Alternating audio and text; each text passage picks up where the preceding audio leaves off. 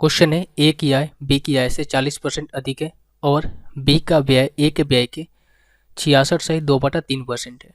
यदि ए का व्यय बी के आय से 1.25 गुना के बराबर है तो आपको बताना है ए और बी की सेविंग का रेशियो आपको फाइंड करना है। मैं यहाँ पर लिखता हूँ ए और यहाँ पर मैं लिखता हूँ बी, यहाँ पर मैं लिखता हूँ बी। इनकम का रेशियो कितना दिया गया है? ए की जो आय है बी की आय से 40% अधिक है। 40% के फ्रैक्शन वैल्यू होती है क्या? 2/5 होती है। ठीक है, अगर बी की आय 5 है तो ए की आय कितनी हो जाएगी? 7 हो जाएगी ना। ये है आपका इनकम का रेशियो।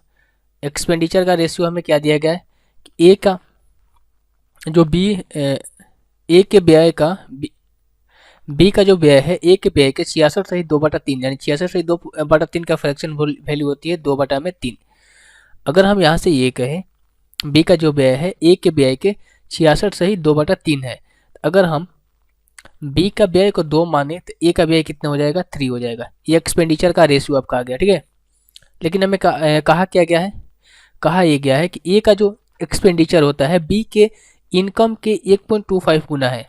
यानी कि हमें क्या करना है कि सबसे पहले तो बी का ए का जो एक्सपेंडिचर है और बी का जो इनकम है ये हमें इक्वल करना होगा। ठीक है, ए का एक्सपेंडिचर कितना है? 3 है और बी का जो इनकम है कितना? 5 है। तो इसको इक्वल करने के लिए हम यहाँ से मल्टीप्लाई करते हैं 5 से और यहाँ पर मल्टीप्लाई करते हैं 3 से। अब ये क्या हो गए? इक्वल हो गए। अब हमसे बोला गया है कि ए का जो एक्सपेंडिचर है बी के इनकम का 1.25 गुना है, यानी कि यहाँ पर अब हम करेंगे 1.25।